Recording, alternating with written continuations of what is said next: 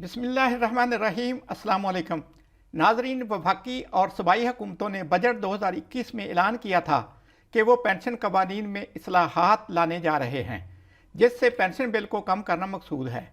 खैबर पख्तूनख्वा हुकूमत ने पुराने पेंशन रूल्स की कई शिक्कों को तब्दील कर दिया है। आगे बढ़ने से पहले खैबर पख्तूनख्वा के वज़ीर ख़जाना तैमूर सलीम झगड़ा ने बजट तकरीर में पेंशन के बारे में क्या इरशाद फरमाया था, एक दफ़ा सुन लें। इसके बाद मैं आपको तमाम तफसीलात से आगाह करता हूँ। तनख्वाहों के बाद जनाब स्पीकर एक अहम मसले पे काम करना है, जिस पे हम काम जो है वो बहुत करते रहे हैं, और वो है पेंशन। उसमें हमने कैबिनेट से ऑलरेडी जो है वो डिसीजन लिया पेंशन रूल्स को चेंज करने के लिए, जिससे अर्ली रिटायरमेंट रिफॉर्म, उसके साथ पेंशन रूल्स में वो तब्दीली के लोग दो पेंशन ना ले सकें, या जो 14 या 15 लेयर्स को पेंशन मिलते थे वो बच्चों को, बेवाओं को और वालिदैन को मिले। और जनाब स्पीकर, चीफ मिनिस्टर और कैबिनेट ने ये भी फैसला किया कि आगे जो बेवाओं को 75% पेंशन मिलता था वो इंशाल्लाह आगे 100% पेंशन मिलेगा। हाँ तो नाजरीन, पेंशन के लिए फैमिली मेंबर्स की फहरिस्त में से बहन भाइयों, बहू, पोते पोतियों, नवासे नवासियों के नाम खारिज कर दिए गए हैं।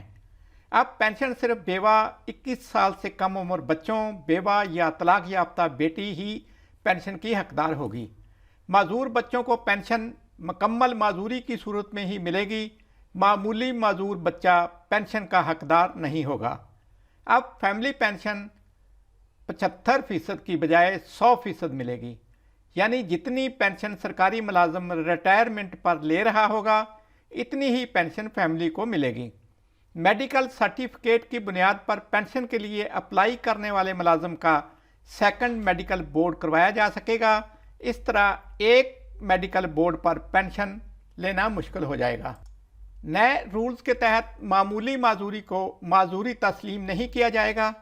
माजूरी वो होगी जिसके तहत कोई शख्स कमाने के काबिल ना रहे। साबका कवानीन के तहत शौहर भी बीवी की पेंशन का हकदार था। नए कवानीन के तहत शौहर को बीवी की पेंशन हासिल करने के लिए साबित करना होगा कि उसका गुजारा बीवी की तनख्वाह या पेंशन पर ही है और उसका कोई दूसरा जरिया माश नहीं है। अलबत्ता बीवी के नाबालिग बच्चों की पेंशन उनके बालिग होने तक शौहर ले सकता है।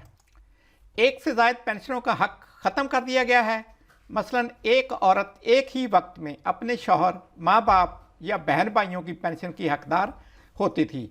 नए पेंशन कवानीन के मुताबिक एक से ज़ायद पेंशन का हकदार सिर्फ एक ही पेंशन ले सकता है। जो पेंशन ज़्यादा फ़ायदा मंद होगी वो उसको इख्तियार कर सकता है या वो हासिल कर सकता है। ले पालक बच्चों के लिए पेंशन हासिल करने के कवानीन में भी तरमीम कर दी गई है। बच्चा 14 साल से कम उम्र अडॉप्ट किया हुआ हो और बच्चा 25 साल सर्विस होने से कम 10 साल कबल ले पालक लिया हो या गोद लिया हो। अगर कोई सरकारी मुलाजम 12 माह या ज़ायद अरसा से लापता हो और उसने पेंशन के लिए दरकार मुद्दत मुलाजमत पूरी कर ली हो तो वो पेंशन लवाहकीन को मिल जाएगी। नए कवानीन के तहत पेंशनर मुल्क के किसी भी हिस्सा में रहायश पजीर हो वो बैंक के ज़रिए पेंशन ले सकता है। अगर कोई सरकारी मुलाजम दौराने मुलाजमत फौत हो जाए तो मजाज अफिसर किसी अफिसर को फैमिली का मददगार मुकर्रर करेगा ताकि फौत शुदा सरकारी मुलाजम के लवाहकीन को पेंशन के कागजात तैयार करने में मदद दे और पेंशन का हसूल जल्द मुमकिन हो सके।